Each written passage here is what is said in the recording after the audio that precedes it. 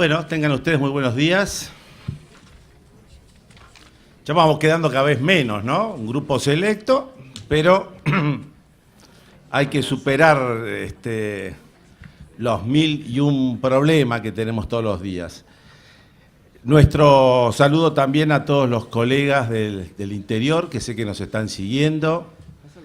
Y ustedes han tenido, también estamos haciendo últimamente, difundiendo un poco la actividad de la Comisión de la Acción Cultural, que ustedes lo han recibido con el material.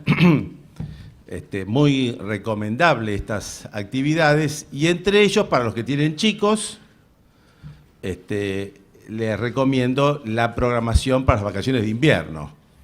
Además es una buena forma de salir de toda la problemática de todos los días y meterse en ese tema. Bueno, hoy Rodrigo Lema, que ya estará llegando, Mario Bolma nos van a acompañar. Y como siempre tenemos, más allá de lo que puedan ser los vencimientos, ya terminando los vencimientos personales, bueno, nosotros tenemos que seguir con nuestra tarea, tenemos que seguir con todos los temas que hacen a la problemática tributaria. Así que vamos a empezar con un primer tema, que es el tema que nos va a exponer Mario Bolman, y que está vinculado a un tema que es quizás histórico para nosotros, pero que lamentablemente por la situación económica vuelve a la palestra, que es el ajuste por inflación. Así que vamos a ir metiéndonos en este tema, el ajuste por inflación, cómo el ajuste por inflación se relaciona con el otro tema, que es el revalúo, y a su vez cómo se relacionan estos con los anticipos impositivos. Mario, buen día. Gracias, Humberto. Bueno, gracias por la invitación como director del curso o del ciclo, y gracias al Consejo en general. Bueno, vamos a hablar, como comentaba Humberto, de la inflación en materia impositiva y en materia contable. Todos venimos sufriendo los embates de este flagelo, la inflación, desde hace muchísimos años, pero la inflación, lamentablemente, en materia impositiva no ha sido reconocida. Desde el año 1992, por el artículo 39 de la Ley 24073, se ha suspendido el ajuste por inflación impositivo. O sea, el ajuste por inflación impositivo, las normas del ajuste por inflación impositivo están vigentes, artículos 94 y siguientes de la Ley de Impuesto a las Ganancias, pero el índice de actualización ha sido congelado, ha sido frisado en 1. Por lo tanto, no hay, a los efectos de la determinación del impuesto, impacto con respecto a la inflación que pudo haber durante el ejercicio. Esto ha generado, por supuesto, aspectos negativos en la economía en su conjunto, aspectos negativos al momento de invertir en la Argentina, al momento de comprar o no comprar un bien de uso, de entablar una construcción de un edificio, etcétera, porque el contribuyente, y todos lo hemos sufrido como contribuyentes o como asesores, al momento de vender un bien de uso, un edificio, se ha preguntado: ¿y cuánto es el impuesto que tengo que pagar por la venta de este inmueble? Un contribuyente compró hace 15 años un inmueble en $800.000 y vuelve a vender 20 años más tarde el inmueble en esa idéntica cantidad. El contribuyente, alertado por nosotros o por sí mismo, se da cuenta que se le despierta un altísimo impuesto a las ganancias del 35% en su momento, 30% en la actualidad. ¿Por qué? Porque no existe ajuste por inflación impositivo, porque no se le reconoce un mayor valor a ese inmueble adquirido hace 20 años atrás. Y estamos hablando de que esto ha sido suspendido hace 26 años atrás, año 1992, donde el legislador ha establecido que la inflación no existe en materia impositiva. Los costos de venta, entonces, de los inmuebles, de los bienes de uso en general, han sido pulverizados. Y entonces el impuesto a las ganancias pareciera ser un impuesto a los ingresos. Se toma el 35% del impuesto a las ganancias sobre el precio de venta y el costo de ventas sabemos que es cercano a cero. ¿Por qué? Porque ha sido atacado por la inflación. El contribuyente, es cierto, pudo haber utilizado la figura de la venta y reemplazo del artículo 67 de la Ley del Impuesto a las Ganancias, o el rollover, que permitió, o que permite también ahora vigente, imputar la utilidad de la venta del primer uso al costo del bien de reemplazo, del segundo bien. Y de una manera entonces diferir el impuesto a las ganancias y quizás no pagarlo nunca, porque cuando se vende el segundo bien se adquiere un tercero y entonces la utilidad que se va generando por la venta de activos fijos nunca despiertan el impuesto a las ganancias. Festejamos que la Ley 27430 haya modificado el artículo 67 de la Ley de Impuesto a las Ganancias y permite esta figura de la venta y reemplazo no solo para inmuebles bienes de uso, sino también para inversiones, por ejemplo, inmuebles alquilados. Recordamos en este sentido que había un dictamen, el 55 del año 2008, que entendía que esta figura de la venta-reemplazo no era de aplicación para los inmuebles que estuvieran en alquiler, sino específicamente era aplicable, según el fisco, para bienes de uso. Esto ha sido subsanado por la ley en el nuevo artículo 67, repito, de la ley 27430, y por suerte es de aplicación también para inmuebles que se destinan al alquiler. Vamos a hablar del revalúo impositivo, vamos a empezar por ahí. El revalúo impositivo tiene antecedentes históricos en la Argentina desde el año 1960, la ley 15272, luego 10 años más tarde por la ley 17335 del año 1970. En materia contable, hubo ajuste por inflación contable, pero por un año. ¿Cuándo fue? En el año 2002. Mediante un decreto que fue el 1269 de julio del 2002, se estableció el ajuste por inflación contable. Y luego, mágicamente, inesperadamente, en marzo del 2003, mediante el decreto 664 del 2003, se derogó el decreto anterior, el 1269 del 2002. O sea que el ajuste por inflación contable para las pymes que no se rigen por normas de contabilidad internacionales ha sido derogado allá en el año 2003 y no hay ajuste por inflación. Hablando del revalúo contable e impositivo, las normas que tenemos son la Ley 27430, título 10, artículos 281 a 301 de la ley. Esta ley fue publicada en el Boletín Oficial del 29 de diciembre. El decreto 353, publicado en el Boletín Oficial del 24 de abril. La resolución 4249 del 28 de mayo del 2018. Y por último, el decreto 613, un tanto inesperado, publicado en el Boletín Oficial del 4 de julio del 2018, hace unos pocos días, que postergó el momento del ejercicio de la opción del contribuyente, el momento de la decisión del contribuyente de acudir o no al revalúo contable e impositivo por 6 meses más. O sea que por un cierre de ejercicio diciembre del 2017, llegaremos a fines de este año, a diciembre del 2018, y recién entonces vencerá la posibilidad de ejercer o no la opción de entrar al revalúo impositivo. Entrar o no al revalúo impositivo, por supuesto, depende de la casuística, depende del análisis económico-financiero que cada contribuyente debe realizar. Entrar al revalúo significa una alternativa onerosa, o sea, esto significa que hay que tributar un impuesto para poder revaluar los bienes del activo fijo, ¿sí? O bienes de cambio en el caso de inmuebles, o acciones en algunos casos de menor aplicación. Entonces, vayamos a la filmina. ¿Cuáles son las opciones del contribuyente a propósito de la ley 27430?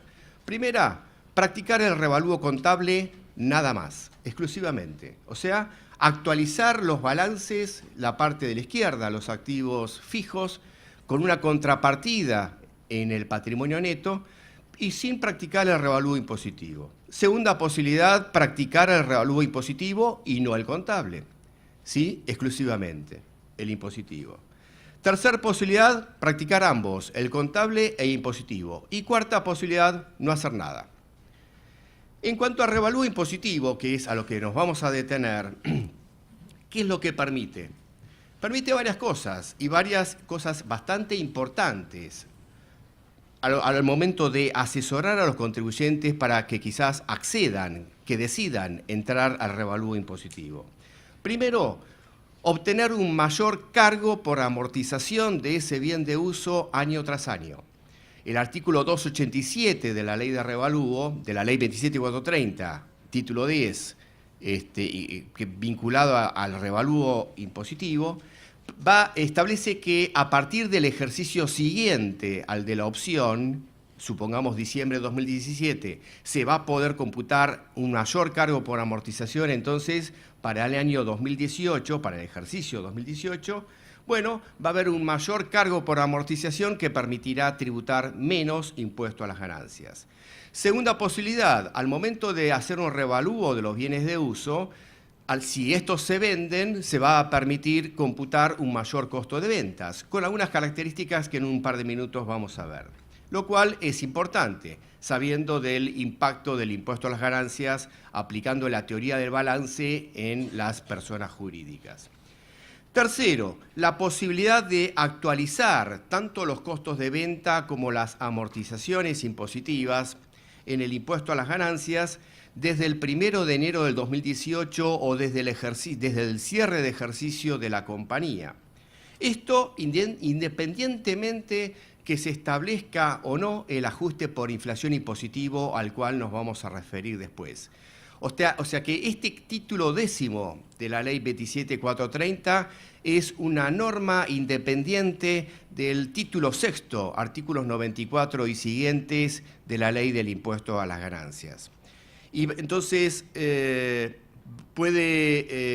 va a permitir para aquellos contribuyentes que ejerzan la opción de entrar al revalúo, entrar a un régimen de actualización permanente, tanto de costos de venta y de amortizaciones impositivas de dichos bienes, y el contribuyente que haya decidido no entrar al revalúo y por altas de bienes de uso anteriores al 1 de enero del 2018, no va a tener esa opción.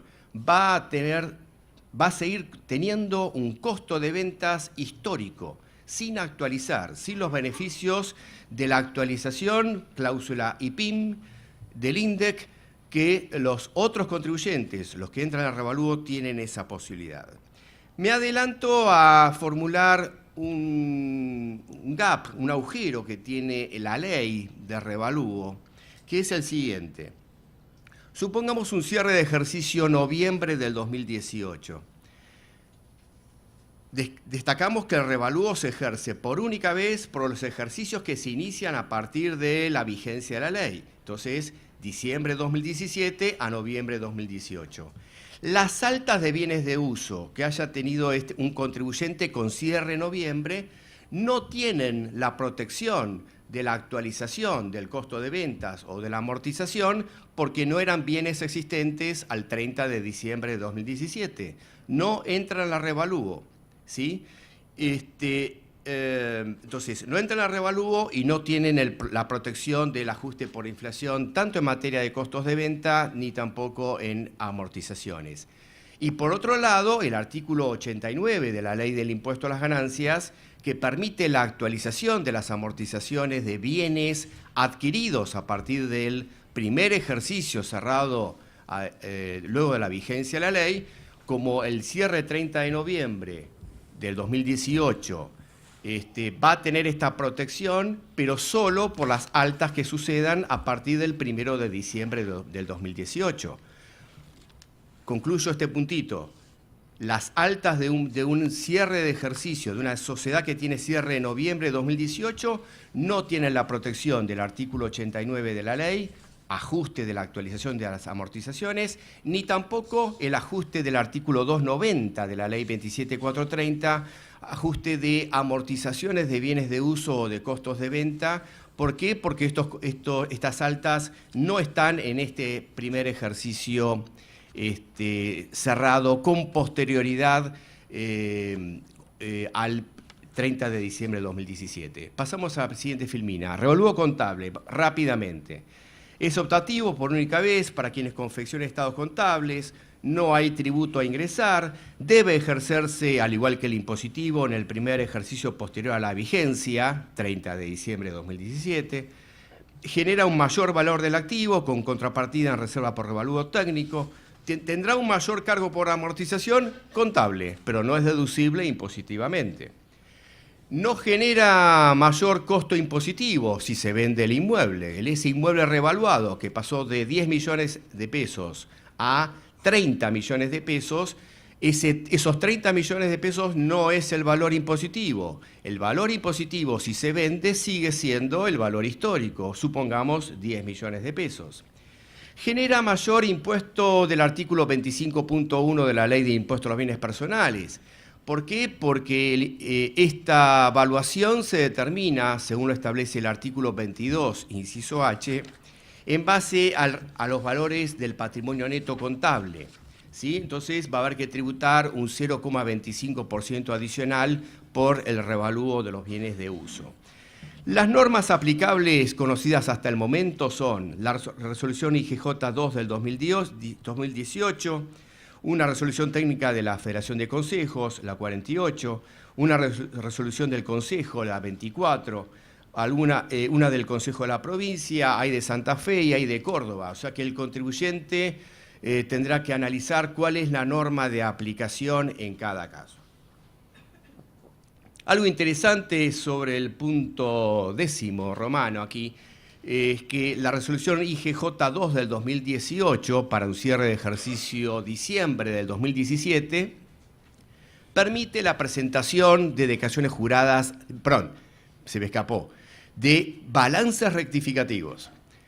O sea que el contribuyente quizás ya presentó el balance y entra al revalúo contable, se le va a permitir presentar un balance rectificativo. Y el furcio no fue casualidad. Estábamos acostumbrados a la existencia de declaraciones juradas rectificativas, pero no a la existencia de balances rectificativos. La resolución IGJ 2 del 2018 es innovadora en esta materia. Va a haber balances rectificativos que se presenten en la IGJ cuando el contribuyente ejerza la opción de revalúo contable. Vamos a la siguiente, gracias. Revalúo impositivo, para aquel que ejerza revalúo impositivo. Repito, es optativo. Se le va a permitir una mayor amortización impositiva para ejercicios siguientes al de la opción.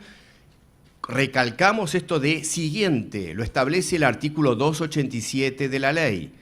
No se permite un mayor cargo por amortización en el ejercicio por el cual se ejerce la opción, supongamos diciembre del 2017.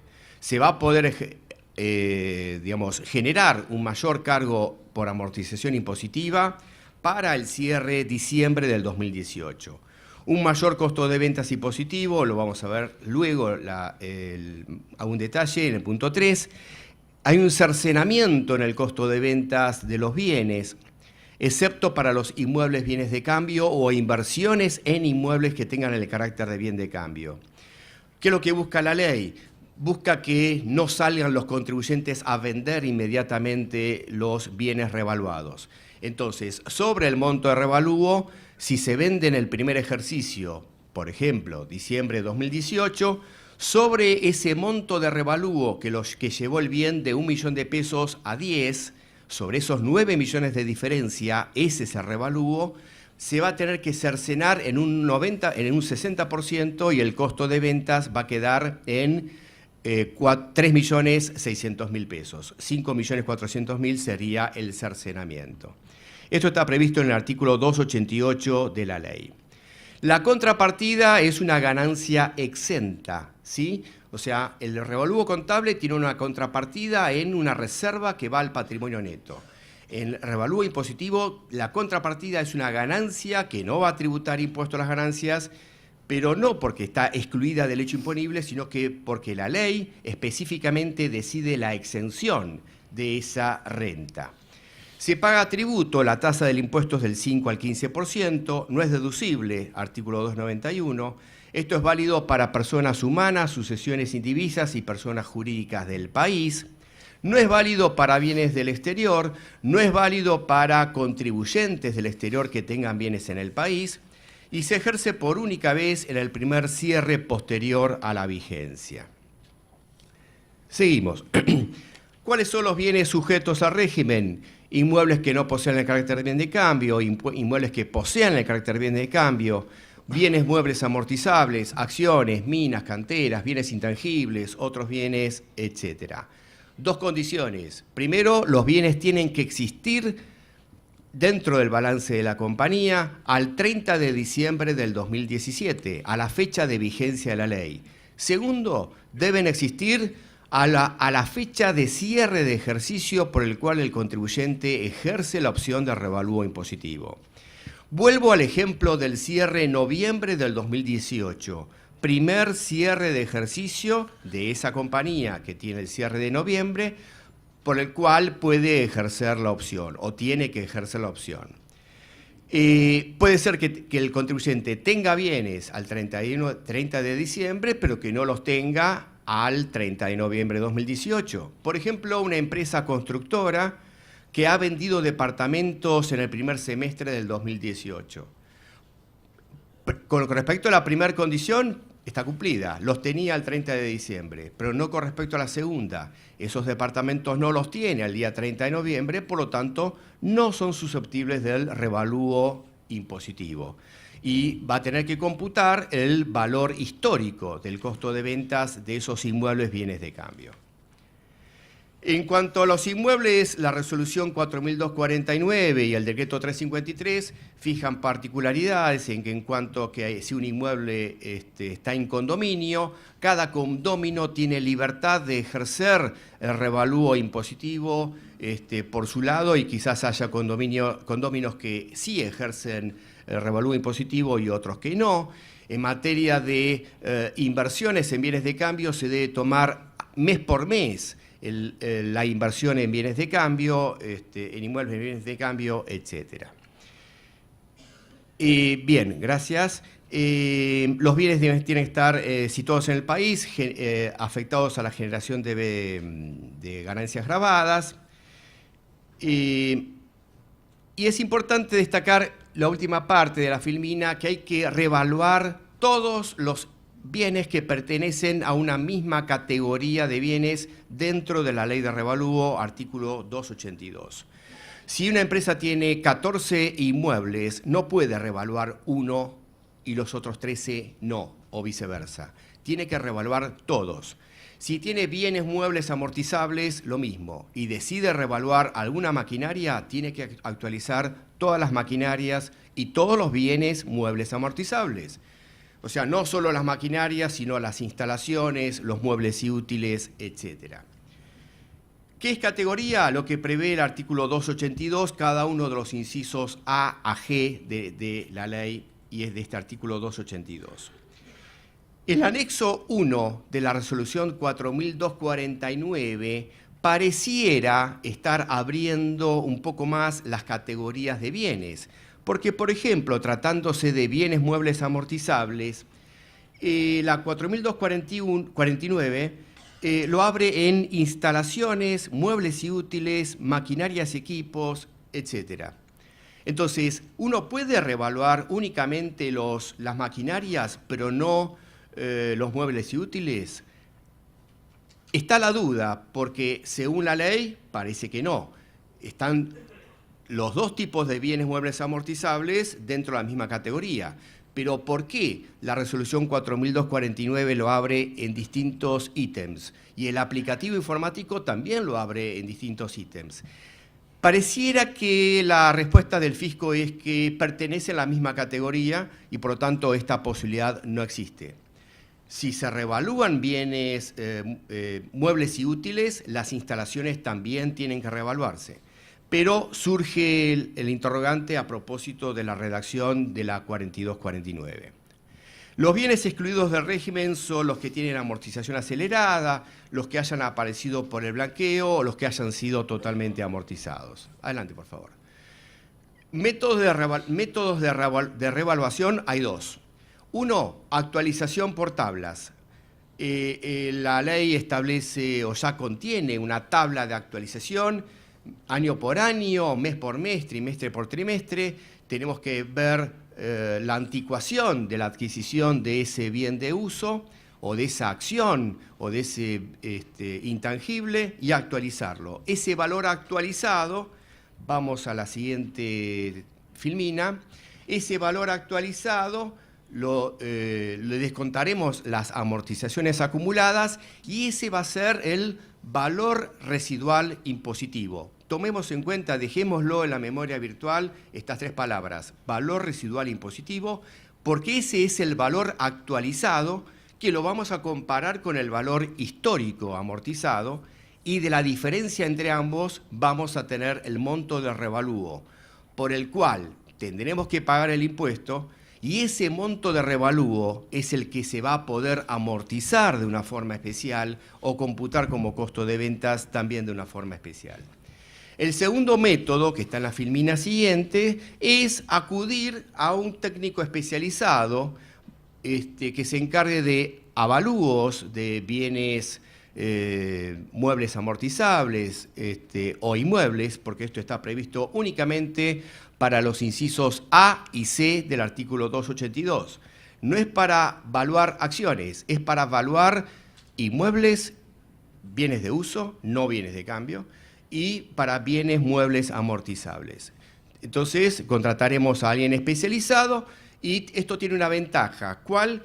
Que el monto del revalúo, el monto o el valor del bien puede superar en un 50% al valor revaluado según el método A, según el método de anticuación, de cómputo del costo de adquisición y actualizado por tablas, ¿sí? Entonces, el método B puede superar en hasta un 50% al valor del método A. Un ejemplo, si según el método A el valor actualizado neto de amortizaciones da 10 millones de pesos y según el evaluador da 23 millones, no puedo tomar 23, puedo tomar 15, ¿de acuerdo? Bueno, para eso hay formalidades a cumplir, hay que acompañar el informe del evaluador en formato PDF al fisco, etcétera, etcétera. Esto está previsto en la resolución 4249. El método B tiene algo importante también, que es que el evaluador determinará los años de vida útil restantes que le queden a ese bien. O sea que quizás vengamos con un método de amortización de línea recta en 50 años y quizás, según la historia del bien, le quedan 17 años, pero quizás el evaluador dice la cantidad de años de vida útil que le quedan a este bien es 12, porque hubo deterioro, o es 23, porque está muy bien conservado. Bueno, es el evaluador quien va a establecer cuántos años de vida útil le quedan al bien. Seguimos, vamos a la filmina 12.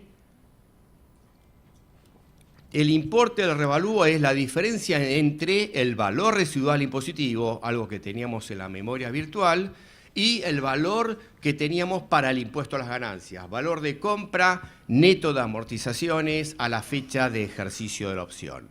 Por supuesto, algo que no dije antes, pero va de suyo, la tabla de actualización que está contenida en la ley es para los cierres de ejercicio diciembre de 2017. Lamentablemente, durante este año 2018 hubo inflación, entonces para un cierre de ejercicio junio 2018, que el contribuyente puede ejercer la opción de revalúo impositivo, o para un cierre de ejercicio noviembre de 2018, la AFIP va a publicar en su página web cuál es la tabla a utilizar, conteniendo la inflación de este año 2018. La amortización impositiva, filmina 13, a partir del momento en que se revalúa el bien, para el método A tomaremos los años de vida útil remanentes de acuerdo a la naturaleza del bien que estamos revaluando. Si al bien le quedaban 17 años, bueno, pues, amortizaremos no solo el valor histórico, sino también el monto del revalúo, 1 millón más 9 millones, total 10, ¿sí? Tanto el millón como los 9 millones los amortizaremos en los años de vida útil que le quedan al bien, supongamos 17 años, por separado. Vamos a tener que tenerlo en papeles de trabajo por separado.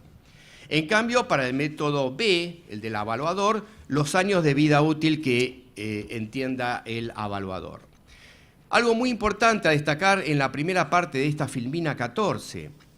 Para los inmuebles, bienes de uso, no para los bienes de cambio. Y para los intangibles, incisos A y F del artículo 282, si al bien de uso, en el ejemplo anterior, le quedaban 17 años de vida útil, la ley le da la posibilidad de practicar una amortización un poco acelerada. ¿Qué significa esto? Se puede tomar el 50% de la vida útil de esos 17 años, o sea, 8 años y medio, pero con un piso de 10 años. Entonces, esos 9 millones de pesos de revalúo, vuelvo al ejemplo anterior, los amortizaremos en 10 años, ¿sí? Y ese bien de uso que tenía un costo histórico neto de amortizaciones por 1 millón, ese millón lo seguiremos amortizando en 17 años. En cambio, repito, el monto de revalúo de 9 millones de pesos lo habremos de revaluar en 10 años. O sea que acá hay otra ventaja de esta ley de revalúo que hay que considerar. No solo tener mayor amortización, tener mayor costo de ventas, posibilidad de actualizar amortizaciones, posibilidad de actualizar costos de ventas cuando se vendan, sino de amortizar en forma un poco más acelerada el resto de la vida útil del bien que le queda a este tipo de activo. Entonces, se reevalúa, y esto surge bien claramente de la ley y de esta filmina también.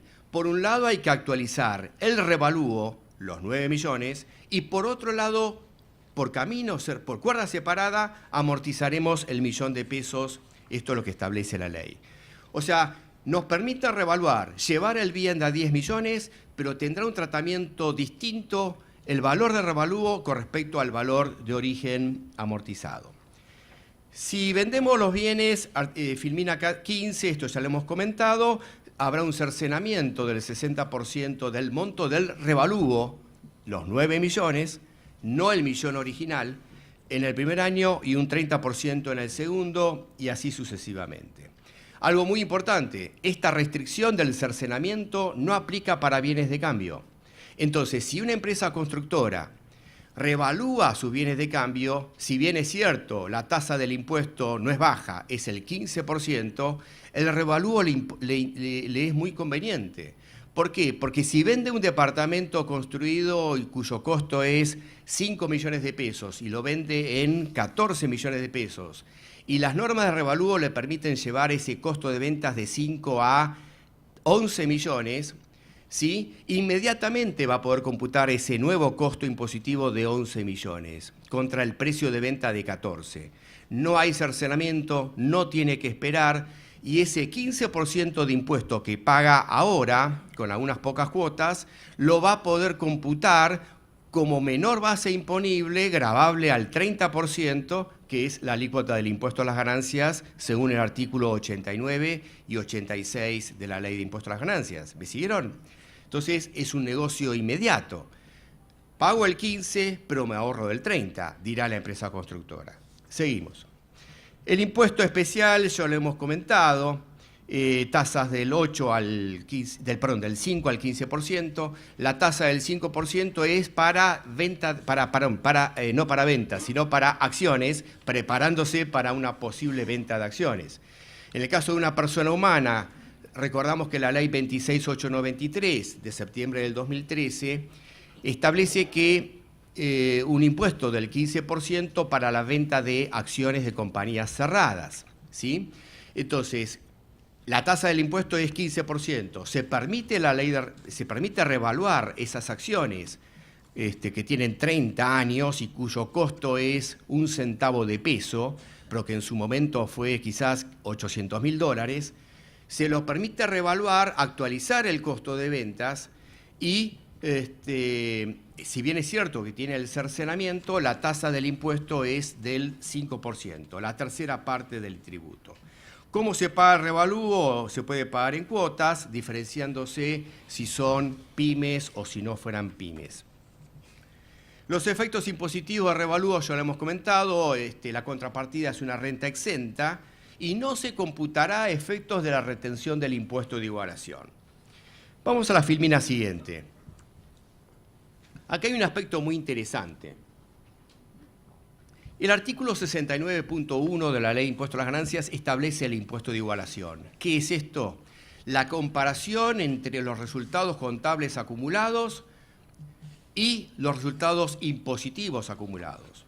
Si una empresa tiene utilidades contables por 100 millones de pesos, pero tributó impuesto a las ganancias por 72 millones de pesos, por esos 28 millones de pesos que vote como dividendos, porque vota los 100, tendrá que ingresar el 35% de impuesto a las ganancias. Esta norma del artículo 69.1 ha sido derogada por la Ley 27430 en el artículo 83, pero no fue derogada in totum, fue derogada para las utilidades devengadas para los cierres de ejercicio que operen a partir de la vigencia de la ley. Por lo tanto, si nos vamos al año 2017 hacia atrás, esa utilidad contable que excede la utilidad impositiva siempre va a generar impuesto de igualación, aun cuando estemos votando un dividendo en el año 2023 o 2030. Va a generar un impacto del 35% de impuesto a las ganancias. Ahora, el artículo 69.1 de la ley establece la comparación de las ganancias contables con las ganancias impositivas, como surge de la filmina, que son las determinadas en base a la aplicación de las normas generales de esta ley. ¿Cuál? La ley del impuesto a las ganancias. Pero, sin embargo, el revalúo impositivo no proviene de la ley de impuesto a las ganancias, proviene de otra ley, y lo subrayo. ¿Cuál? La ley 27430. Entonces, las utilidades provenientes del revalúo impositivo no van a la comparación de resultados contables e impositivos del impuesto de igualación del artículo 69.1 de la ley. Ahora, ¿por qué el legislador incorporó en el artículo 291 de la ley esta mención que la utilidad impositiva está exenta, la del revalúo, y que no va a generar el impuesto de igualación? Uno puede presumir que el legislador no actuó con la diligencia debida. ¿Uno puede presumir que no actuó con la prevención debida? No, lo dice amplia jurisprudencia de la Corte Suprema de Justicia desde hace 50 años. Las normas por algo existen. Entonces, de allí que, y esto quizás sea un incentivo adicional para entrar a la ley de revalúo impositivo, que si bien significa pagar impuestos, va a tener muchas ventajas, podemos llegar a entender que ese monto de revalúo, vuelvo al ejemplo anterior, algo valía 1 millón, lo hemos llevado a 10, un monto de revalúo de 9 millones, que ese monto de revalúo de 9 millones de pesos se deba incorporar dentro del stock de resultados impositivos. Entonces, cuando comparemos resultados contables, por ejemplo, 23 millones de pesos versus resultados impositivos 13 millones, hay un diferencial de 10 millones, incorporaremos esos 9 millones de revalúo impositivo como renta exenta y no susceptible del impuesto de igualación, entonces tendremos una muy menor base para el impuesto de igualación cuando votemos un dividendo en este año 2018 o en el año 2020 o 2023. Bueno, esta es una teoría que esperemos sea adoptada o no por vía reglamentaria. Vamos a la filmina siguiente, la 19. Todo contribuyente que acceda a la ley de revalúo impositivo debe desistir de las acciones que haya iniciado por reclamos de actualización en materia impositiva, léase ajuste por inflación impositivo. Bien sea que haya ya iniciado acciones o que las esté por iniciar, no va a poder hacerlo. Al momento de acceder al revalúo, al momento de cargar una amortización revaluada, dispone la ley y las normas reglamentarias, ese contribuyente está exteriorizando que está desistiendo de las normas de ajuste por inflación impositivo o de acciones para tal efecto. Y si ha iniciado un proceso, tendrá que desistir del reclamo ante las autoridades administrativas o judiciales, mediante la presentación del formulario 408. Vamos a la Filmina 20. El artículo 290 de la ley establece que los bienes revaluados serán actualizados a partir del 1 de enero del 2018 o a partir del primer cierre de ejercicio posterior a la vigencia de la ley 27430. Y esto es muy importante porque aquel que no entre en la ley de revalúo, aquel que decida, repito, que es por única vez y optativo, no entrar a la ley de revalúo, va a tener un costo de ventas de un bien cuando lo venda histórico, pulverizado por la inflación. Y la amortización también va a ser histórica, y quien entre a la revalúo va a tener dos cosas: un costo de ventas actualizado hasta el momento de revalúo, pero a partir de ese momento hacia adelante, hacia el futuro, va a tener la protección de la actualización, cláusula y PIM en forma permanente. No solo del costo de ventas, sino también de la amortización impositiva. Filmina 21, ¿qué pasa? Ahí está la tabla que está contenida en la ley a diciembre del 2017. ¿Qué pasa si un contribuyente tiene un bien adquirido en el año 1980? Decíamos en los primeros minutos de esta charla que la actualización ha sido suspendida a partir del 13 de abril del año 1992. Entonces, alta del año 80 es anterior al año 92. Esa actualización desde el año 80 hasta el año 92, en mi criterio, es computable, ¿sí? Y entonces, además de estos factores de revalúo, el contribuyente, por esa alta de bien de uso del año 1980, 78 o lo que fuere, va a poder desde ya actualizar hasta el año 1992 y luego aplicar el factor de revalúo. ¿Un minuto de tiempo? 5 minutos más. Bien, vamos a pasar a un segundo tema, problemas que subsisten en el impuesto de igualación. Acá, si les parece bien, vamos a analizar la nota que presentó el Consejo Profesional de Ciencias Económicas el día 19 de junio de 2018. Quizás no la vean bien en la filmina, sí la van a ver mucho mejor en el material. El tema es el siguiente. Vamos a plantear un caso concreto. Una sociedad anónima tiene una participación en otra sociedad, y entonces al 31 de diciembre de 2017 valuó su participación en la sociedad de abajo al valor patrimonial proporcional, ¿sí? Tenía antes un valor de 10 millones de pesos, la pasó a 14.500.000. Esos 4.500.000 de mayor activo por BPP no está grabado en el impuesto a las ganancias, ¿sí? Lo establece el artículo 61 de la Ley de Impuesto a las Ganancias, que se debe evaluar al costo. Muy bien. Esa participación accionaria es vendida durante el ejercicio 2018 o 2019 en los 14.500.000 pesos, al valor BPP. Genera impuesto a las ganancias, 14.500.000 versus el costo de ventas, que quizás fue de 1 millón de pesos. O fue de 10, para simplificar y para homogeneizar el ejemplo.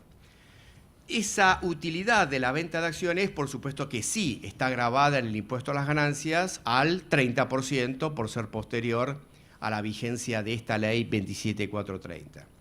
Pero si los accionistas decidieron, mediante la Asamblea General Ordinaria de Accionistas, votar un dividendo en efectivo, por los 14.500.000 pesos, o por toda la utilidad contable incluida en la empresa, que incluye a ese BPP de 14.500.000 pesos que fue incrementándose año tras año la utilidad, va a tener que tributar el impuesto de igualación. Recordamos lo que decíamos hace 10 minutos. El impuesto de igualación es la comparación entre resultados contables acumulados versus resultados impositivos acumulados.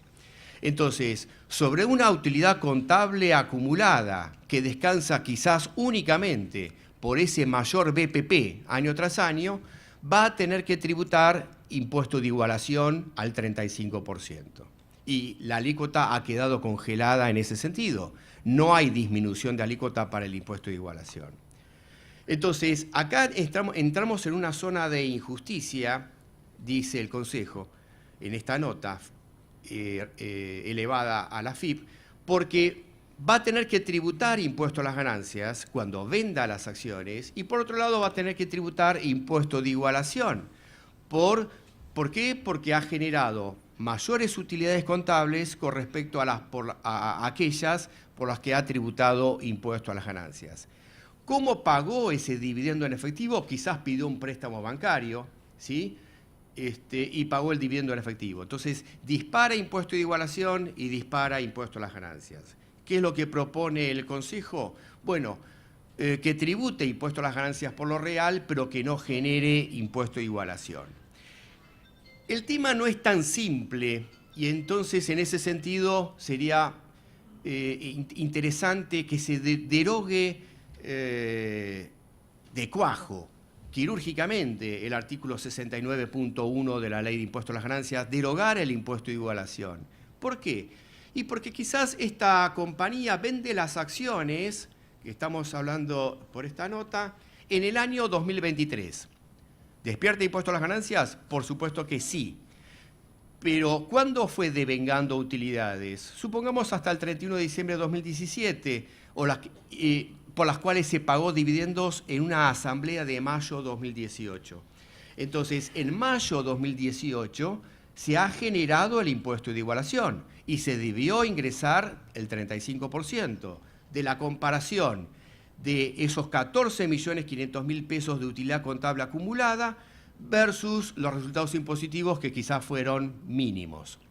Entonces, vamos a estar en el terreno del año 2023 tributando impuesto a las ganancias y no nos alcanza con que, digamos, en ese momento reclamemos que no haya impuesto de igualación porque ya lo hemos pagado en mayo del 2018 cuando se votó el dividendo en efectivo y se disparó la obligación tributaria del impuesto de igualación.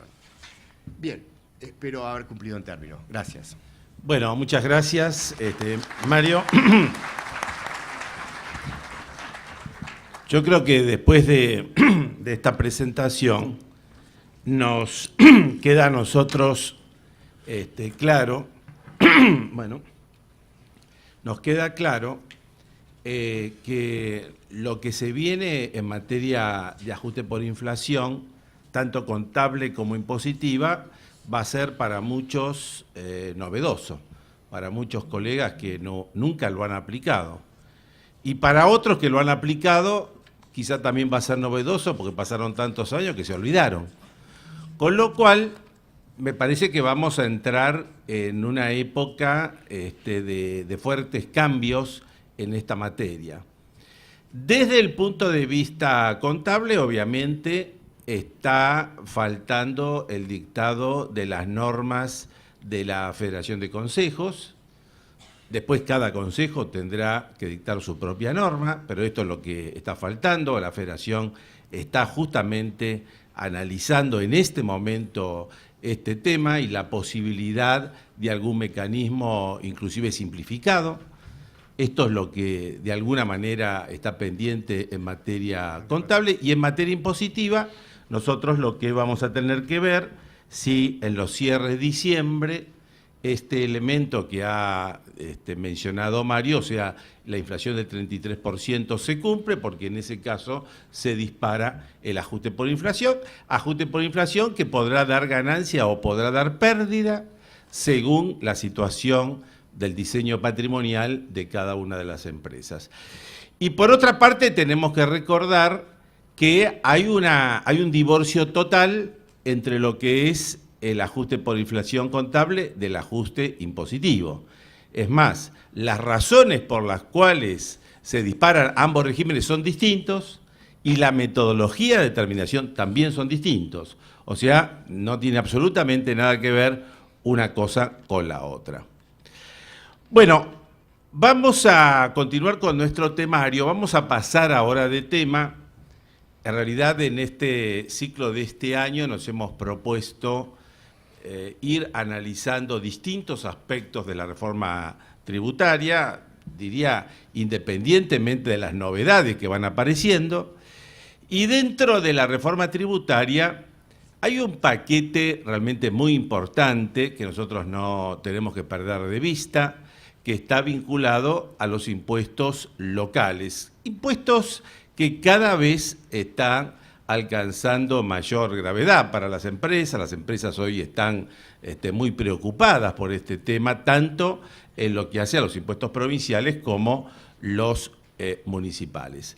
Entonces, nuestra idea, al convocarlo a Rodrigo Lema, gracias Rodrigo por estar con nosotros, él ya estuvo en anteriores oportunidades, es analizar justamente la parte de la reforma, lo que se llama el consenso fiscal, donde acá ha habido un acuerdo entre el gobierno nacional, los gobiernos provinciales, respecto del impacto de los impuestos locales. Y hay una serie de situaciones que pueden generar conflictos con los contribuyentes. Así que vamos a tratar de ir apuntando a esos temas, que es un poco lo que nos puede estar preocupando a diario en la actividad profesional. Rodrigo. Bueno, ¿qué tal? Buen día. ¿Se escucha? Sí. Muchas gracias, Humberto, por la invitación. Es un gusto volver a estar aquí con todos ustedes. Y como bien anticipó Humberto, el tema es el consenso fiscal y el tema es tratar de llegar rápidamente a las cuestiones que visualizamos como más conflictivas del consenso fiscal, las que más preocupaciones generan o los focos de conflicto que podemos llegar a anticipar. Pero antes de ello, una pequeña introducción, ¿no? En esta primera filmina nos proponemos hablar del contexto en el cual se acuerda este consenso, los antecedentes del consenso y su naturaleza jurídica. ¿Cuál es el contexto en que se acuerda el consenso fiscal? Y la verdad que ese consenso es acordado en un contexto de incumplimientos. O sea, no se llega al consenso a través de un diseño pensando en el futuro, sino más bien provocado por las consecuencias de distintos tipos de incumplimientos de acuerdos previos. La falta de sanción de una ley de coparticipación con un incumplimiento que ya lleva 20 años de la Constitución del 94 y de la cláusula transitoria que ordenaba que en el plazo de 2 años debía sancionarse un nuevo régimen de coparticipación, la falta de cumplimiento del Pacto Fiscal 2, del Pacto para el Empleo, la Producción y el Crecimiento, la falta de cumplimiento de alguna manera, o por lo menos los conflictos generados en cuanto a la distribución de la coparticipación entre nación y provincias, con una cantidad muy importante de juicios donde las provincias eran acreedoras fundamentalmente contra la nación de fondos coparticipados. Todos recordarán los juicios de Santa Fe, San Luis, Córdoba contra la nación, por la deducción del 15% con destino al ANSES, que venía de un pacto fiscal vencido y prorrogado unilateralmente por la Nación, por los fondos destinados por la Nación al financiamiento de la FIP. Bueno, toda esa serie de conflictos y de juicios cruzados es lo que provoca, de alguna manera, negociaciones que terminan con la firma del consenso. Pero había otra cantidad de conflictos entre las provincias y los contribuyentes, fundamentalmente en el tratamiento diferencial en ingresos brutos de los contribuyentes radicados en la jurisdicción y aquellos no radicados, lo que se conoce como alícuotas diferenciales o tratamiento diferencial, que también generaban, acababan de ser resueltos por la Corte como inconstitucionales, como era esperable, porque ya había dictado un montón de medidas cautelares, y eso también generaba un gran problema para los fiscos provinciales, que algo tenían que hacer con ese tema. Bueno, en ese contexto y con el Pacto Fiscal 2 incumplido y a punto de vencerse, se celebra este consenso fiscal que de un poco viene a retomar el objetivo de disminuir la presión tributaria, fomentar el empleo, la producción, etcétera, etcétera, y poner un poco algo de orden en lo que es la distribución de los fondos. A los conflictos entre nación y provincia se le había sumado en el último tiempo el gran reclamo de la provincia de Buenos Aires por lo que era el fondo del conurbano bonaerense. Ese fondo que estaba originalmente destinado a fortalecer a la provincia de Buenos Aires y producto de su falta de actualización, en realidad era un ancla. Era preferible no tener el fondo y llevarse los fondos coparticipados sin el fondo que recibir ese fondo, ¿no? Entonces, en ese contexto es que se celebra el consenso que tiene... acá está. Bueno, que tiene una estructura que en la primera parte hay una cantidad de compromisos comunes entre la nación y las provincias. En la segunda parte están descritos los compromisos asumidos por el Estado Nacional. En la tercera, los asumidos por las provincias y la ciudad de Buenos Aires, que es en el cual nos vamos a concentrar nosotros. En la cuarta parte se tiene un capítulo de plazo de cumplimiento de los compromisos asumidos en el consenso. En el quinto, la suspensión de los plazos del Pacto Fiscal 2. Y en el sexto, la implementación. Nosotros nos vamos a concentrar en los 4 últimos y fundamentalmente en el tercero. Pero en la filmina anterior yo puse naturaleza jurídica, porque me parece que es importante determinar ante qué estamos. Y estamos ante un nuevo pacto fiscal. Podríamos llamarlo perfectamente el Pacto Fiscal 3. Con lo cual la naturaleza que corresponde reconocerle es la misma de los otros pactos. Es un derecho intrafederal, es parte integrante del derecho público local por las leyes de adhesión que dictan las provincias, pero se integra, como ha dicho la Corte, con diversa jerarquía dentro del ordenamiento local. Esa diversa jerarquía es una jerarquía superior a la legislación local, no puede ser reglamentado, no puede ser modificado unilateralmente. La gran pregunta siempre que enfrentamos el derecho intrafederal es, ¿nos va a permitir hacer planteos ante la justicia federal? En principio, respecto de los contribuyentes, no.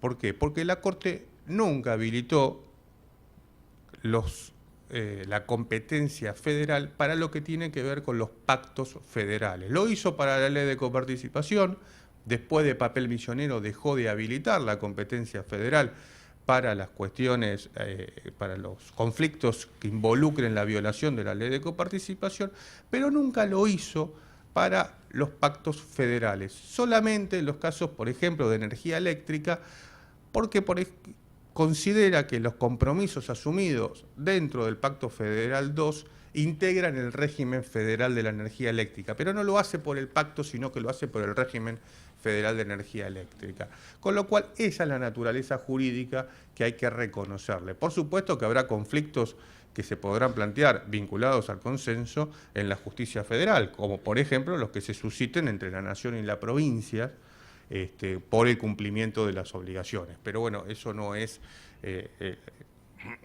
trasladable a la situación de los contribuyentes. Entonces, nos vamos a enfocar en esto, ¿no? En el alcance de los compromisos en materia de impuestos sobre los ingresos brutos. Hay otros compromisos respecto a otro tipo de impuestos. Nosotros vamos a hablar de lo que hace al impuesto sobre los ingresos brutos. Hay de los compromisos en materia de tributos municipales. del Pacto Fiscal para el Empleo, la Producción y el Crecimiento y de las posibles acciones con las que contamos en caso de incumplimiento. Bueno, esta filmina se ve muy chica porque es el texto del punto correspondiente al impuesto sobre los ingresos brutos. Pero la podemos repasar con lo que está en el material y con los que yo voy a ir diciendo, ¿no? El primer punto, el inciso A, establece el compromiso de eliminar inmediatamente el tratamiento diferencial basado en el lugar de radicación o ubicación del establecimiento del contribuyente o lugar de producción de los bienes. ¿Qué es esto? Esto es Bayer. Esto es el fallo Bayer de la Corte Suprema de Justicia de la Nación, que declaró, aplicando su tradicional jurisprudencia en la materia, la inconstitucionalidad de cobrarle más al que no está radicado en la jurisdicción, que se aplica a la alícuota diferencial, al tratamiento de exento o gravado según esté o no esté en la jurisdicción. Con esto, ni el consenso, ni la Corte en Bayer dijo nada nuevo. Esto es aplicar la Constitución Nacional a esta, no nueva, porque venimos con tratamientos diferenciales de la década del 90, a la problemática específica del impuesto sobre los ingresos brutos. Pero poca jurisprudencia de la Corte se puede considerar tan consolidada como aquella que considera inconstitucional los tratamientos diferenciales. El segundo punto, el inciso B, es desgravar inmediatamente los ingresos provenientes de actividades por exportación. Esto tiene relevancia en la provincia de Misiones, que era la que venía gravando las exportaciones y creando conflictos con esto, ¿no? Estos dos compromisos contienen la palabra inmediatamente. ¿Qué quiere decir esto? Que con la suscripción del Consejo Fiscal, este compromiso es totalmente operativo. Ahora, a partir del inciso C ya empieza a desaparecer la palabra inmediatamente. Desgravar los ingresos provenientes de prestación de servicios cuya utilización o explotación efectiva se lleve a cabo en el exterior del país. ¿Cuándo? No lo dice, pero el consenso tiene un plazo de cumplimiento supletorio para cuando no esté uno estipulado, que es el 31 de diciembre de 2019. En el inciso D, establecer exenciones y aplicar alícuotas diferenciales del impuesto no superiores para cada actividad y periodo que se detallan en el anexo 1. El anexo 1 es las alícuotas para las distintas actividades del impuesto sobre los ingresos brutos, con un programa que arrancó en 2018 y termina en 2022 y va estableciendo alícuotas decrecientes para ciertas actividades que en algunos casos provocaron la suba de alícuotas menores, sobre todo para contribuyentes no radicados, para contribuyentes radicados, ¿no? Y después tenemos los incisos E y F que se refieren a los regímenes de recaudación. Esto es una novedad, porque hasta ahora los pactos fiscales, la ley de coparticipación no tenían estipulaciones sobre los regímenes de recaudación. ¿Y qué dicen? Hay un compromiso de adecuar el funcionamiento de los regímenes de retención, percepción y recaudación del gravamen de manera tal de respetar el límite territorial de la potestad tributaria de las jurisdicciones. Podría no decir nada, ¿no? Porque la potestad tributaria, el principio de territorialidad viene de la Constitución, con lo cual hasta acá no aporta nada nuevo. Después agrega, dice, según lo previsto en el convenio multilateral, y evitar la generación de saldos a favor inadecuados o permanentes. La primera reflexión que me surge en esto es, ¿cuándo un saldo a favor es adecuado? Nunca. Todo saldo a favor es inadecuado, ¿no? Que torne más gravosa la actuación interjurisdiccional del contribuyente respecto de su actuación en el ámbito local. Y en el inciso F, establecer un mecanismo de devolución automática al contribuyente del saldo a favor generado por retenciones y percepciones, acumulado durante un plazo razonable, que en ningún caso podrá exceder los 6 meses desde la presentación de la solicitud efectuada por el contribuyente, siempre que se encuentren cumplidas las condiciones y procedimientos establecidos por las jurisdicciones locales para esa devolución. Ahora vamos a volver a estos dos incisos. En materia de tributación municipal, y me detengo solamente en uno de los incisos, que es el P, que es el más relevante. Los otros son importantes porque habla de los regímenes de coparticipación para con los municipios, la necesidad de que las provincias bajen a los municipios la recaudación, que los municipios adopten compromisos de responsabilidad fiscal igual que la nación y las provincias. Pero el más relevante me parece que es aquel vinculado a las tasas municipales, ¿no? Y se vuelve a consagrar el compromiso de promover la adecuación de las tasas municipales aplicables en las respectivas jurisdicciones, de manera tal que se correspondan con la concreta, efectiva e individualizada prestación de un servicio y sus importes guarden una razonable proporcionalidad con el costo de este último, de acuerdo con lo previsto en la Constitución Nacional. Yo creo que acá tendría que haber dicho de acuerdo con lo previsto por la jurisprudencia de la Corte, ¿no? Fundamentalmente. Este es el principal compromiso en materia de tributación municipal y lo que hace es receptar la jurisprudencia tradicional de la Corte en materia de tasa, ¿no? Efectiva prestación del servicio, proporcionalidad entre el costo del servicio y el monto de la tasa.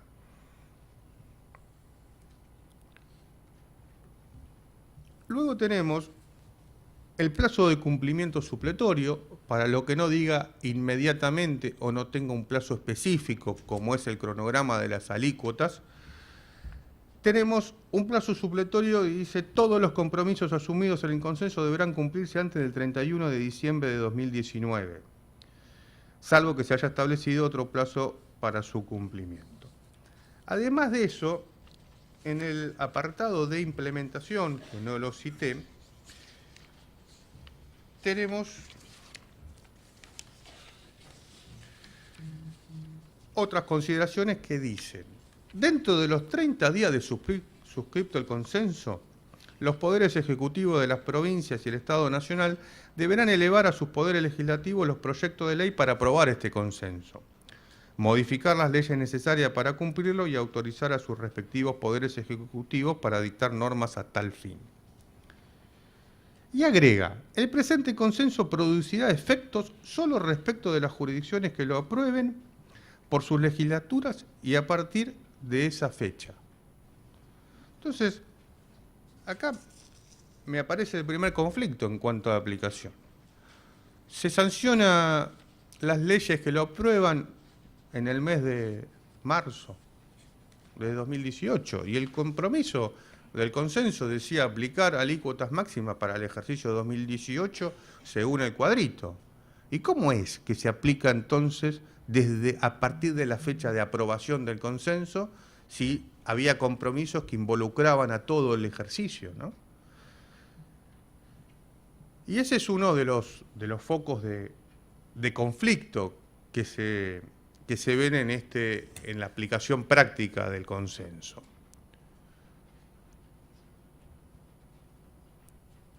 ¿No?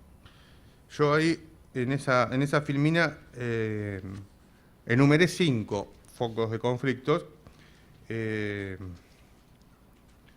y uno de ellos es el número 4, es la situación de los anticipos 2018 abonados en base a parámetros previos al consenso.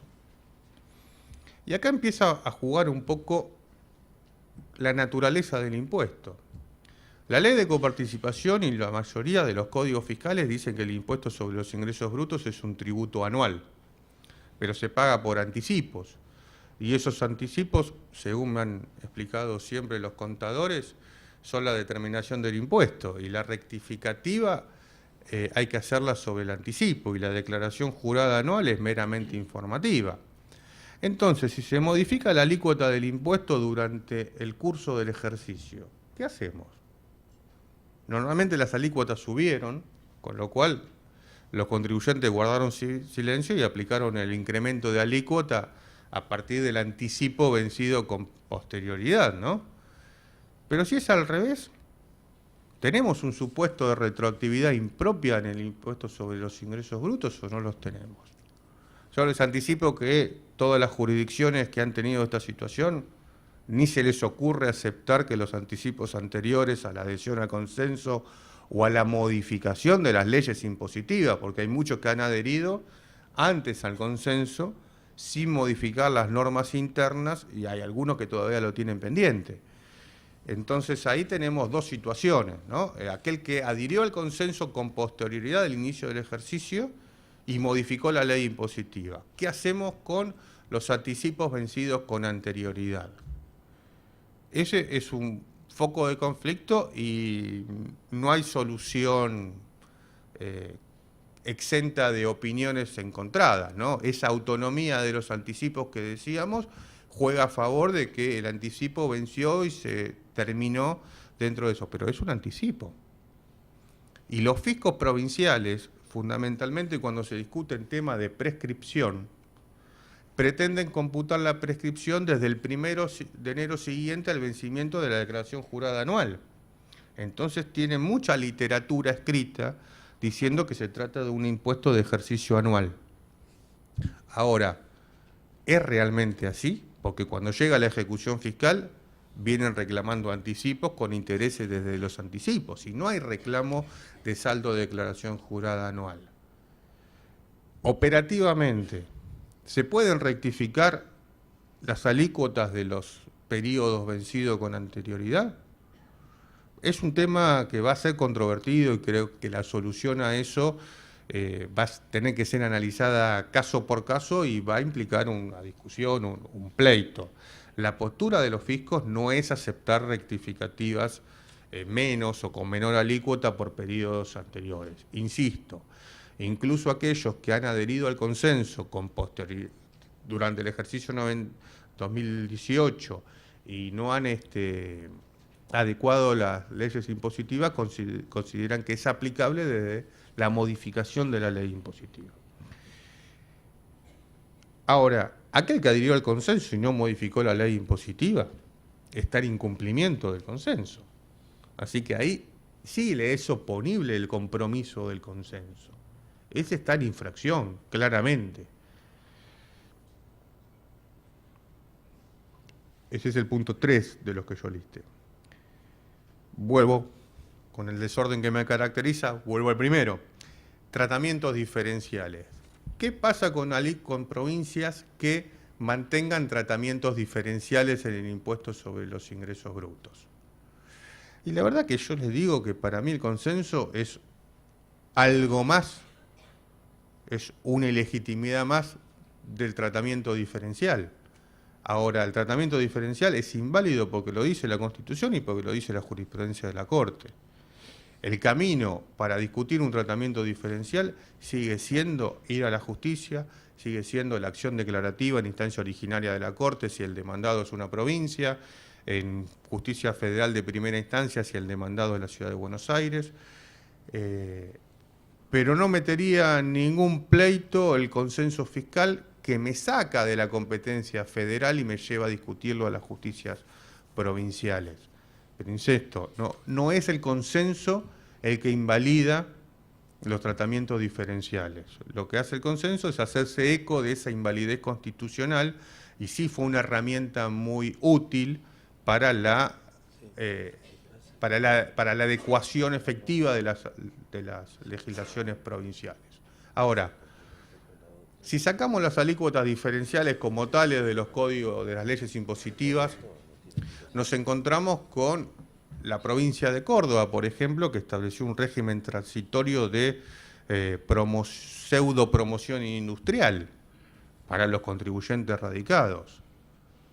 ¿Y cómo queda la promoción industrial local, provincial o municipal frente a la jurisprudencia del caso Bayer? Y para mí son inválidas las promociones industriales locales.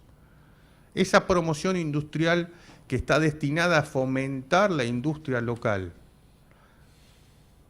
trata como exento o como grabado con una alícuota menor aquel que está radicado respecto del no radicado. Nos puede traer alguna complejidad mayor en la parte de la prueba. Hay que ver cuáles son los requisitos de esa promoción. Realizar una inversión mayor a 100 millones, yo la tengo. No reducir la planta de personal, yo no lo reduje. Está radicado en la provincia de Córdoba, yo no estoy en Córdoba, pero reúno todos los otros requisitos. ¿Puedo estar pagando un impuesto mayor en Córdoba del que está radicado? Eso no es una aduana interior, eso no es una medida proteccionista que afecta al federalismo, los artículos 9, 10, 11 de la Constitución, el principio, la igualdad del 16, la cláusula comercial del artículo 75, inciso 13. Yo opino que sí. ¿Tiene un nivel de dificultad mayor que los conflictos tradicionales en materia de alícuotas diferenciales? Sí, lo tiene, porque tiene otros requisitos también esa promoción industrial. Pero si esa promoción industrial uno de esos requisitos es la radicación local, no sé, me parece que es para pensarlo, porque lo que están haciendo las jurisdicciones locales es empezando a salir del compromiso del consenso a través de regímenes promocionales, que pueden ser cuestionados, en mi opinión. ¿Cuál es la situación de las jurisdicciones que no adhirieron o no ratificaron el consenso, que son básicamente La Pampa y San Luis? Bueno, a ellas no se le aplica nada de lo que dice el consenso, pero para ellas seguiría rigiendo el pacto fiscal para el empleo, la producción y el crecimiento, cuya suspensión no lo alcanza. Una de las cláusulas de consenso fiscal habla de la suspensión de los plazos del Pacto Fiscal 2. Dice, el Estado Nacional, las provincias y la CABA acuerdan suspender los plazos para el cumplimiento de las cláusulas del Pacto Fiscal entre quienes aprueben el consenso. Los que no aprueban el consenso no están amparados por esta suspensión. Ahora, la suspensión alcanza todo el pacto. El pacto tiene, no sé, por ejemplo, la exención de ingresos brutos está suspendida. Si estamos estableciendo alícuotas específicas y todo un cronograma, la entiendo suspendida para aquellos que no lo habían aplicado. Pero hay otras obligaciones en el consenso, como en el pacto fiscal, como por ejemplo, desgravar el tema de la energía eléctrica. ¿Eso también está suspendido ahora? ¿O quedó vigente? Cuando habla, porque dice suspender los plazos para el cumplimiento. ¿Y lo cumplido se mantiene o no se mantiene? Es muy pobre esta cláusula y seguramente va a dar lugar a distintas interpretaciones, ¿no? Bueno, entonces volvamos a los regímenes de recaudación, que es el tema que más dificultades seguramente nos generan cotidianamente, ¿no? A ver, primero tendría que haber una adecuación de los regímenes de recaudación a la nueva realidad alícuotaria. Esa es la primera adaptación que se tendría que producir sola, porque si no estamos destinados a incrementar los saldos a favor. Si reduzco alícuotas y mantengo los regímenes de recaudación, mantengo un régimen de recaudación totalmente inadecuado. No por el consenso, sino por sentido común. Ahora, hay otra situación que es cómo se van a adecuar los regímenes de recaudación a futuro. El impuesto sobre los ingresos brutos tiene una transformación esencial a la etapa de venta mayorista o minorista y eliminación de alícuotas en las etapas previas de la cadena, por lo menos de la industrial. ¿Cómo van a operar los regímenes de recaudación en el 2022? Todos los regímenes de recaudación, de retención, deberían perder todo peso. ¿Qué se van a retener entre sujetos no gravados?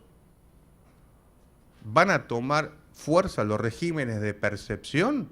¿O nos vamos a contentar con el cumplimiento de quienes teóricamente operan y siempre es un universo mucho más grande de contribuyentes, como es el comercio mayorista, minorista, y con un grado de informalidad mucho mayor. Yo no creo que las administraciones tributarias estén pensando en que el contribuyente minorista sea la fuente fundamental de ingreso del tributo. Van a querer tener sistemas de recaudación que le aseguren en las etapas más formales la recaudación anticipada del impuesto, y eso va a llevar toda la fuerza a los regímenes de recaudación, a los regímenes de percepción en etapas previas, ¿no?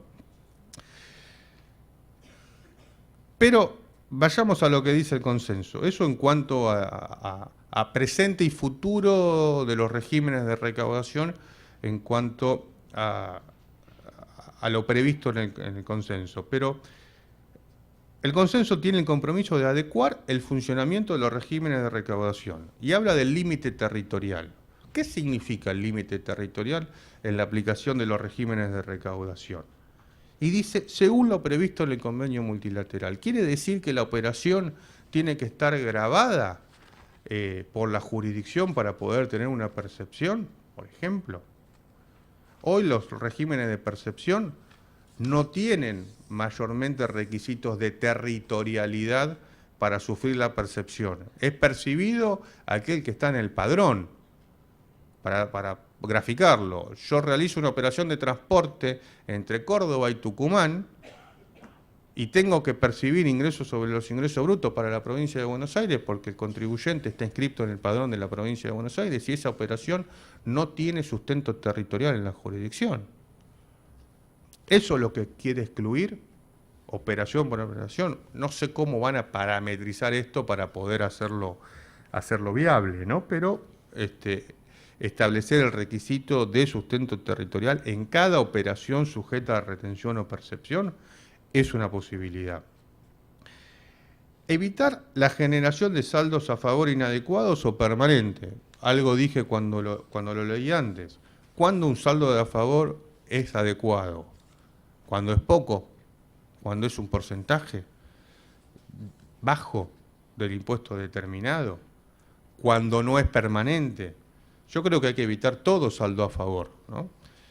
Y la situación más clara dice, bueno, no puede estar en peor situación la actuación interjurisdiccional que la actuación local. Ese es el primer inciso. Y en el segundo, ya hablamos del mecanismo de devolución automática. Y la primera parte está hermosa, ¿no? Establecer un mecanismo de devolución automática del contribuyente del saldo a favor generado por retenciones y percepciones. Dijimos, vamos a recibir el cheque del saldo a favor, presentar la declaración jurada y llega el cheque. Pero seguir leyendo, ¿no? Dentro de un plazo razonable que en ningún modo podrá exceder los 6 meses. Está bien, bueno, 6 meses, vamos a recibir el cheque a los 6 meses, pero seguimos leyendo. Desde la presentación de la solicitud, hay que ir a pedirlo, efectuada por el contribuyente. Bueno, vamos a pedirlo y dentro de 6 meses recibo... No, siempre que se encuentren cumplidas las condiciones y el procedimiento establecido por las jurisdicciones locales para esa devolución. O sea, ¿cuáles van a ser las condiciones que establezcan las jurisdicciones? Las que nunca devolvieron, las que generaron el saldo a favor. De esto yo no conozco absolutamente nada que haya salido adecuando o que se estén trabajando en la adecuación de estas devoluciones, ¿no? La verdad que las devoluciones siguen siendo vía repetición, por ahí hay una menor resistencia en la tramitación de las repeticiones en las jurisdicciones locales, pero no veo que se esté cumpliendo o que haya una intención de poder cumplirlo. Más que intención de poder cumplirlo, la intención, y leyendo los diarios, es la de tratar de prorrogar todos los compromisos vinculados con el consenso y sobre todo los temas de alícuotas de ingresos brutos. ¿Tengo 2 minutos más? El tema de los saldos a favor y de los regímenes de recaudación y las vías como para poder plantear las discusiones sobre eso, yo creo que nos seguimos debiendo un debate sobre la constitucionalidad de los regímenes de recaudación. El funcionamiento de los regímenes de recaudación no resisten análisis constitucionales y nos pasamos jornadas y días y tiempo dedicándonos a ver cómo se interpretan los regímenes de recaudación cuando perdemos de vista lo principal, que es la disposición por el poder administrador del patrimonio del contribuyente sin ley y sin sentencia judicial que lo autorice. Yo en este auditorio, en otra oportunidad, hice el paralelismo entre el caso Intercorp de la Corte Suprema de Justicia de la Nación y los regímenes de recaudación. Y cuando venía para acá venía repasando el fallo y la verdad que yo les diría que si vamos a hablar de régimen de recaudación no salgamos sin Intercorp. En Intercorp la Corte declaró la invalidez constitucional de la facultad del cobrador fiscal de embargar las cuentas del contribuyente por una deuda que había sido o determinada de oficio con posibilidad de revisión previa en el Tribunal Fiscal con efectos suspensivos o que surgió del saldo de la declaración jurada porque era una deuda que en condiciones de ser ejecutada judicialmente, con lo cual se tiene que haber dado una de esas dos situaciones, y le dijo que no podía embargar la plata porque eso implicaba disponer del patrimonio del contribuyente sin intervención del Poder Judicial y violaba la división de poderes, dijo la Corte. Y en los regímenes de recaudación, donde la plata en vez de ni siquiera queda a disposición del Poder Judicial, sino que queda en la transferencia inmediata a las cuentas del contribuyente, cuando hablamos del SICREVI, hablamos del riesgo fiscal, es decirle, me sacan la plata porque no presenté la declaración jurada, porque no contesté un requerimiento, o porque el fisco no me encontró, y me meten en un padrón que nadie firma, que no es un acto administrativo, que nadie sabe de dónde sale, me ponen en riesgo fiscal y a partir de ahí tengo recaudación de impuestos sobre los ingresos brutos, que en realidad es una sanción impropia. Creo que hay que empezar a sacar toda la hojarasca y todos los detalles de los regímenes de recaudación para pensar estos temas. Me parece que la tributación argentina se debe a un debate, y la justicia argentina se debe a un debate serio sobre la constitucionalidad de los regímenes de recaudación. Muy bien, muchas gracias, Rodrigo.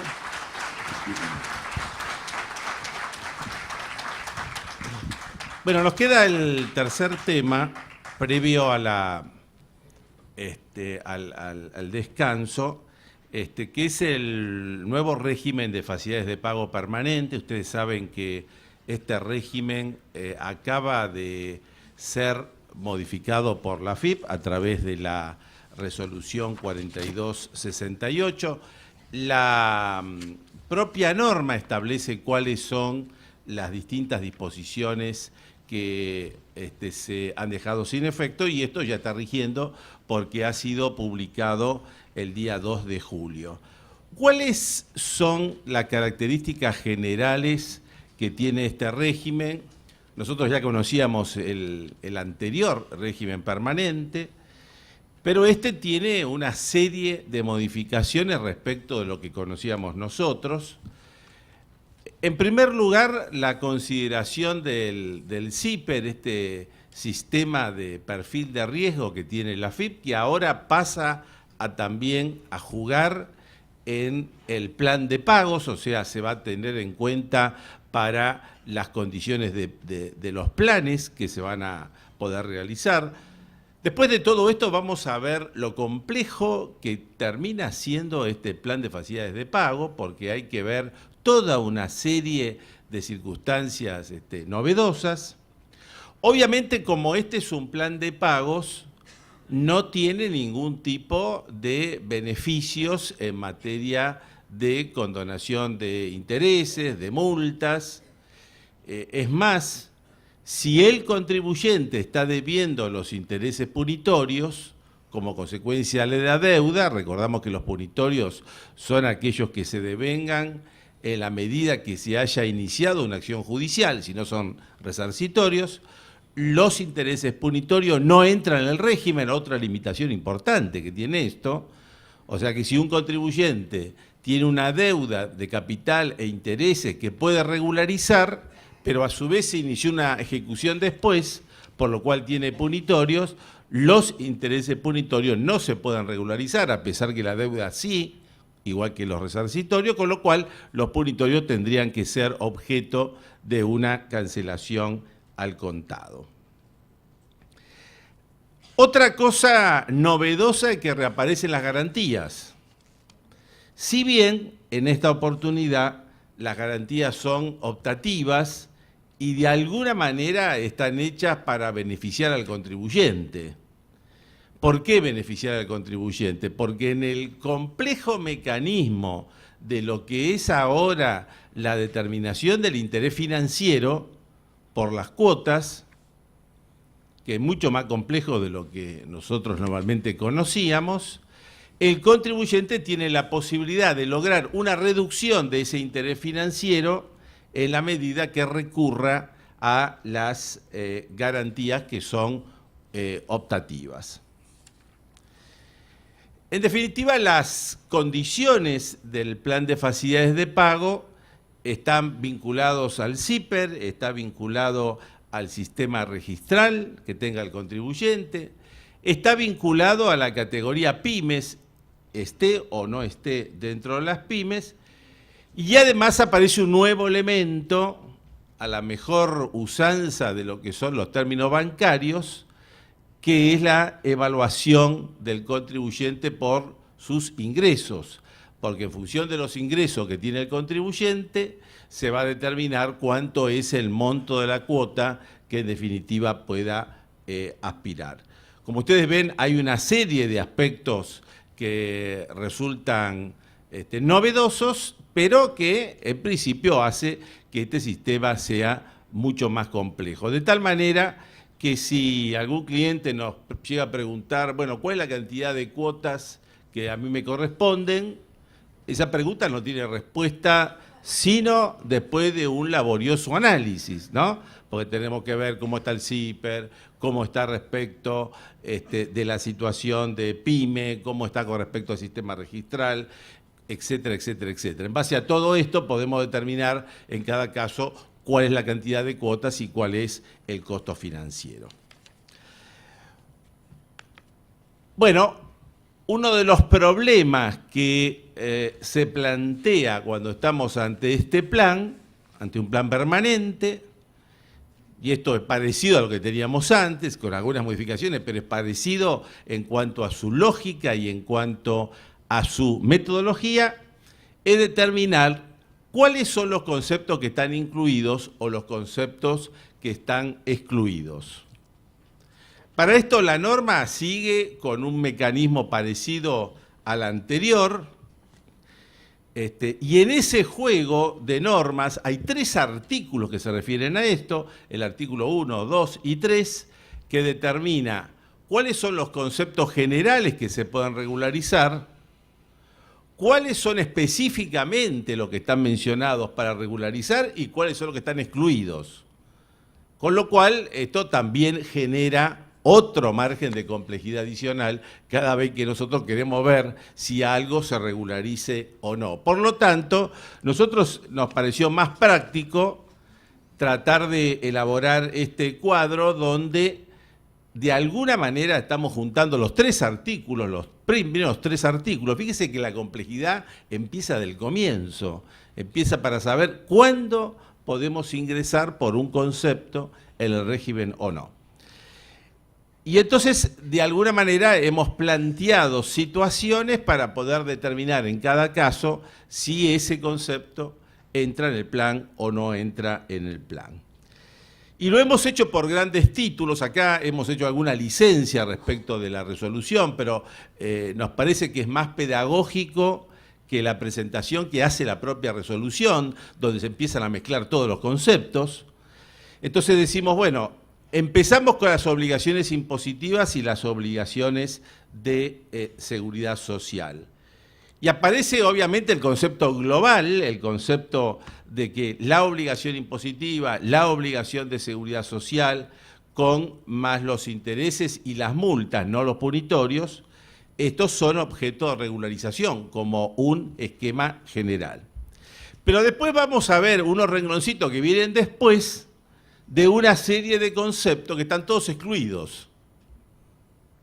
O sea, son obligaciones tributarias, pero como son conceptos expresamente excluidos, quedan fuera del régimen. Ejemplo, anticipos y pagos a cuenta. El impuesto está incluido, pero el anticipo y pago a cuenta no. El tema del IVA de pymes, del régimen promocional de pymes, el IVA está incluido, pero el IVA de pymes no está incluido, está excluido. El IVA de los servicios realizados en el exterior, los servicios digitales y los realizados en el país por sujetos del exterior, todos estos están excluidos de la posibilidad de la regularización. El nuevo impuesto a las apuestas, excluido, igual que impuesto a los cigarrillos.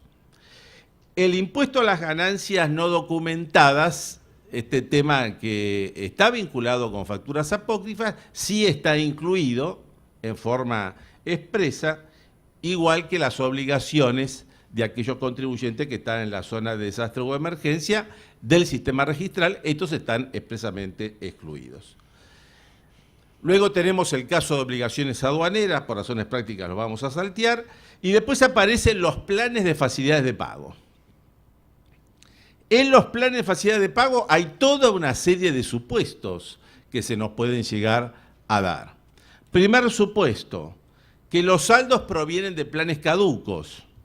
Hay un régimen anterior, ese régimen anterior quedó caduco, entonces ese saldo del plan caduco, ese saldo se puede regularizar en los términos del nuevo plan. Pero si el plan es, acá empieza la sutileza, ¿no? Pero si el plan es caduco, pero por el artículo 15 de esta resolución, o sea, un nuevo régimen permanente que después se produce la caducidad, esa caducidad no entra, no se puede refinanciar con este plan. Lo mismo que pasa con los mini planes que quedaron caducos, que en su momento solicitó el contribuyente, que quedaron caducos, tampoco se pueden llegar a regularizar.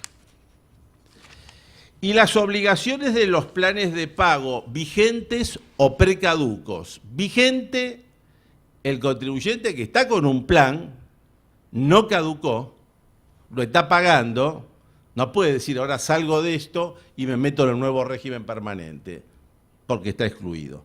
Y el precaduco, que en definitiva es aquel plan respecto del cual se ha cumplido las condiciones de caducidad, pero no fueron notificados al contribuyente, tampoco entran en el régimen.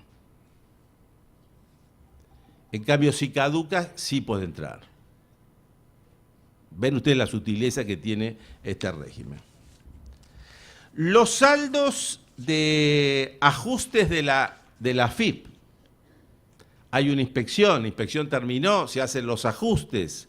El contribuyente conforma el ajuste, está dentro de los sistemas registrales que tiene la AFIP.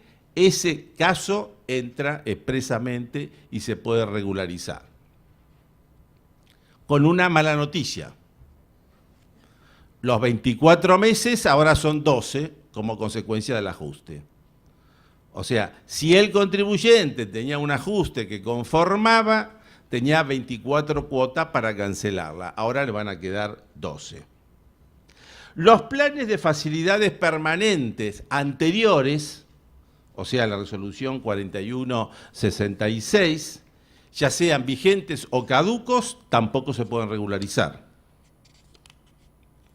Los planes de regularización por los casos de contribuyentes que estaban en el monotributo y que quedaron excluidos, como consecuencia del cual tenía un plan, y ese plan quedó caduco, tampoco se puede regularizar, aun cuando sean ajustes de inspección. Las cuotas de los planes vigentes, tampoco se pueden regularizar. Si el tema canje, IVA, publicidad, esto es posible regularizarlo. Y una novedad que también tiene este régimen es que las obligaciones de ganancias y bienes personales, excepto la responsabilidad sustituta de bienes personales, cuyo vencimiento hubiera operado en el mismo año de presentación, el año calendario de presentación del plan de facilidades de pago, también queda expresamente excluido. Otro grupo para nosotros los conforman las retenciones y percepciones impositivas. ¿Qué pasa con esto si tenemos deuda en esta materia? Si esas retenciones o percepciones impositivas están practicados o no, pero corresponde a sujetos de desastre, como es un desastre, entonces puede entrar en el plan de facilidades. Si esas deudas por retenciones han sido ajustadas por el fisco, por ejemplo, un caso de un agente de retención que omitió de actuar como agente de retención, el fisco lo detectó y se lo ajustó, por estar ajustado en la medida que haya sido conformado por el fisco, esto se puede regularizar. Pero si el fisco no actuó, el contribuyente no puede regularizar, que es el caso quizás más común que todos podemos tener. Un contribuyente que tiene deudas por retenciones o percepciones impositivas, en los dos casos, o porque no actuó como agente de retención o porque actuó y no lo depositó, este tipo de deudas no son objeto de ingreso en el plan de pagos. Después hay un número 5 para nosotros que serían los casos de aportes y contribuciones de seguridad social, donde ahí también hay otra serie de supuestos que tenemos que analizar. Empezando por lo que son los aportes personales de los trabajadores en relación de dependencia, que estos sí entran en el plan. Los aportes personales de autónomos, las deudas de autónomos, también entran en el plan. El impuesto integrado y las cotizaciones previsionales de monotributo también entran en el plan, pero no entran las deudas, aportes y contribuciones de seguridad social. Los de monotributo sí, las de ART no. Los aportes y contribuciones de seguridad social, personal doméstico, todo eso no entra en el plan. Tradicionalmente, aportes y contribuciones monotributo, deudas hasta el 2004 tampoco, y las de Renatre y Renatea tampoco. Con lo cual, ustedes tienen que ver acá que también en materia de seguridad social tenemos que ir viendo concepto por concepto cuál puede ingresar o no en el plan. Y después aparece un globo importante que son las deudas en discusión administrativa, contencioso administrativa o judicial. En todos estos casos está previsto, sí, la inclusión en la medida que se den los clásicos requisitos que conocemos de regímenes anteriores, como es el allanamiento incondicional, el desistimiento de toda acción, inclusive el de repetición, obviamente, y la asunción de las costas y los gastos que podamos llegar a tener. Otro gran grupo serían los de monotributo. ¿Qué pasa con el monotributo? Primer caso, el impuesto integrado, esta deuda del impuesto ingresado, sí puede ser objeto de regularización en el plan. En cambio, los que son contribuciones y aportes fijos de los trabajadores en relación de dependencia que están en el monotributo quedan excluidos, como también quedan excluidas las obligaciones susceptibles de acogimiento al régimen permanente anterior de la 4166. Los intereses resarcitorios, obviamente, de esas deudas excluidas también quedan excluidas y también los punitorios. Con lo cual, en el monotributo la única posibilidad de ingresar sería por el primer grupo, que sería el impuesto integrado. Y después reconocemos un octavo supuesto, que sería otras situaciones que estarían ajenas a todo lo anterior, a lo que hemos visto, como es, por ejemplo, el tema de los ajustes, las multas formales o las multas materiales que han sido aplicadas por la FIP, que han sido conformados. Estos son objeto de regularización y obviamente no lo serán si los intereses, las multas y demás conceptos están vinculados a conceptos principales excluidos. También todos los accesorios quedan excluidos. Lo mismo pasaría con los punitorios. Bueno, este cuadro entonces tiene como objetivo intentar facilitar la ubicación conceptual de aquellos regímenes que están o no incluidos. Y también aparece en esta resolución una norma que ya nos resulta común, a pesar que cada norma va tomando alguna particularidad distinta, que son las obligaciones que están excluidas, pero desde el punto de vista subjetivo, es decir, que de darse los supuestos que están previstos en la resolución, todas las obligaciones quedan excluidas, porque en realidad está excluido el sujeto. Y acá es importante considerar que en esta resolución, cuando estamos ante los contribuyentes con procesos penales, no juega el tema de la denuncia. O sea, hasta la denuncia el contribuyente puede ingresar el plan de pagos. Lo que acá se requiere es algo más, que es el procesamiento de los responsables. Bueno, hay algunos temas que son muy formales, que lo vamos a pasar por alto, por ejemplo, los requisitos para el acogimiento o para la adhesión. Y en materia de constitución de garantías, ya estamos en el artículo 9, acá para conceptualizar lo siguiente. La opción de garantía es la garantía electrónica, o sea, esta es la resolución 3885. Este monto de garantía, recuerdo, es optativo, insisto una vez más, en el sentido que tiene como objetivo disminuir la carga, después lo vamos a ver, la carga del interés de la financiación. Y si la garantía es caución de títulos públicos, y esta es la garantía que ofrece el contribuyente, el monto que se da en garantía hay que adicionarle el 1,5, y esto es para atender eventuales gastos que tenga que hacer la administración para la venta de los títulos en el caso que así corresponda. Solamente habrá una garantía por cada plan presentado. En las condiciones del plan, acá empieza a verse lo que habíamos mencionado como características generales, o sea, nosotros tenemos que ver determinado tipo de situaciones, por ejemplo el CIPER, y ahí ustedes pueden ver cómo, según la nota de calificación que la FIP le haya puesto a cada contribuyente, lo cual cada contribuyente va a tener que verlo, en base a esto entonces se va a establecer, en base a esa calificación, cuáles son las condiciones del plan que se le va a aprobar a él en forma expresa. O sea, la cantidad máxima de los planes que se le va a dar, la cantidad máxima de las cuotas y la tasa de financiamiento, el interés de financiamiento, que va a depender justamente de esa categoría del CIPER. Pero también el tema de las micro y pequeñas empresas, la categorización como tal también se va a tener en cuenta a estos efectos como los sistemas registrales.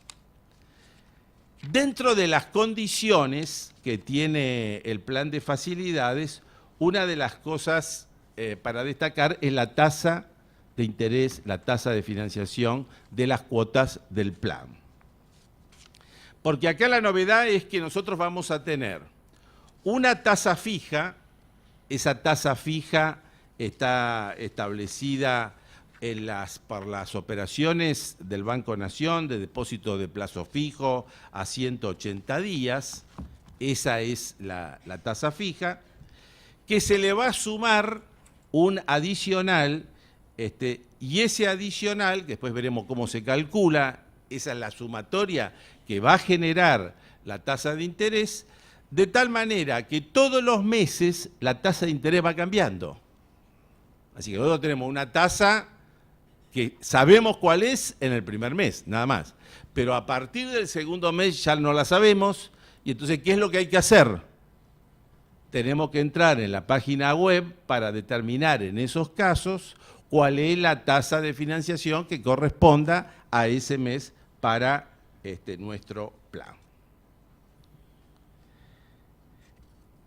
Bueno, las condiciones del plan de pagos, esto lo podemos restar.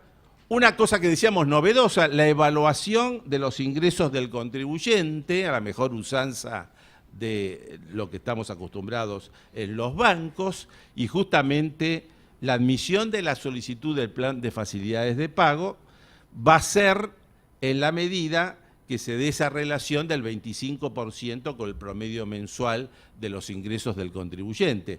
El contribuyente va a tener que informar sus ingresos y de esos ingresos entonces la cuota no puede superar ese 25%. La resolución establece en cada caso, de acuerdo al tipo de contribuyente, de si está grabado en esto o en lo otro, cómo va a ser para informar los ingresos.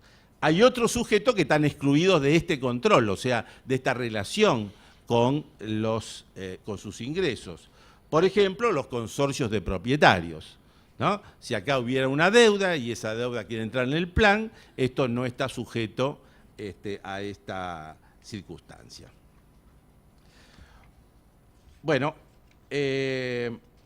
hay otra serie de temas, pero yo quería detenerme ahora en un punto. Todo lo demás queda para que ustedes lo puedan analizar, lo que hacen los ingresos de las costas, etcétera. Pero quería detenerme en esta planillita, que es la que se ve poco, o sea, en el anexo 2, porque acá empieza a jugar todo lo que nosotros hemos mencionado. El anexo 2 nos dice a nosotros cuál es, esto es para contestar la pregunta que nos hace el cliente, ¿no? ¿Cuántas cuotas tengo? Pregunta inocente. Para eso hay que empezar a ver todo esto. Cantidad de planes. Este es un tema, ¿no?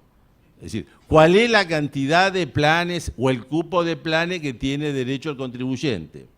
Cantidad de cuotas, tasa de interés de financiación. Bueno, y acá aparecen entonces las distintas circunstancias que se nos presentan. Primera parte, si es micro y pequeña empresa. Si es micro y pequeña empresa, obviamente, para saber si es micro y pequeña empresa, ya sabemos, ¿no? Tenemos que ir a la resolución que tiene el organismo de pymes, donde nos dan por actividades cuáles son en función de la facturación y de cantidad de empleados, cómo es esta clasificación. Si de esta clasificación el cliente nuestro que nos hizo la pregunta es micro y pequeña empresa, nos caemos en esta primera tabla. Y esta primera tabla es la que nos va a decir, en función del perfil del cumplimiento, como es fácil esto, ¿no? En función del perfil del cumplimiento, cómo fue esa calificación, y en base a esa calificación nos va a dar en definitiva la cantidad máxima de los planes a los cuales puede llegar a acceder, la cantidad de cuotas y la tasa de interés. Fíjense que, por ejemplo, la tasa de interés en el perfil de cumplimiento 1, la cantidad máxima de planes es 6. La cantidad de cuotas máximas es 8. Y la tasa de interés para julio, decíamos que el primero lo sabíamos, para el mes de julio es 2,30. Y a eso hay que sumarle la variable. El 2,30 es mensual, ¿no? El 2,30 es mensual. Y a eso tenemos que sumar la variable, que es el 1% anual, o sea, hay que hacer la ponderación, para llegar a determinar en función al fijo más el variable cuánto es la tasa de interés. Este sería el mecanismo. A partir de la segunda ya tenemos que entrar en la página web para llegar a determinar cuánto es la tasa de interés del contribuyente. En el cuadro que viene después es para el resto de los contribuyentes y el resto de contribuyentes que no deciden presentar garantía. Entonces, bueno, el esquema es parecido, en el sentido de todas las entradas que nosotros tenemos que ver, es parecido al que vimos anteriormente. También para la tasa efectiva, hay que recordar que la tasa efectiva que se va a aplicar, esa tasa mensual de financiamiento, va a ser según la deuda que supere o no los 41.000 UVA. En base a esto también genera la entrada en el cuadro correspondiente. El UVA hoy está valiendo 24 y pico. Y después tenemos el último cuadro que sería el resto de los contribuyentes, pero que deciden presentar con garantía. Esto es lo que tenemos que ver nosotros, ¿no? El resto de contribuyentes, o sea, que no sean los micro o los pequeños, que a su vez deciden entrar con garantía para obtener a través de esto una menor tasa de interés.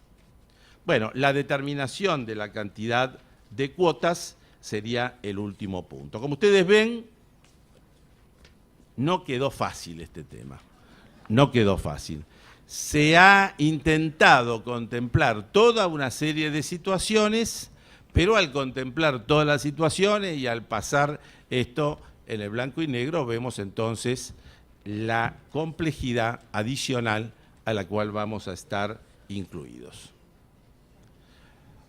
Bueno, gracias por la paciencia que han tenido hasta el momento y vamos a hacer un descanso y tomar un cafecito.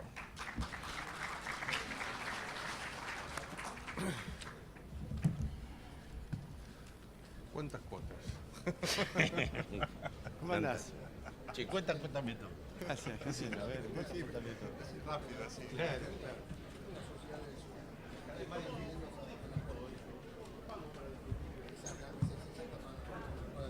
Para mí sí. Y si no es del sur, vos sos una ciudadana.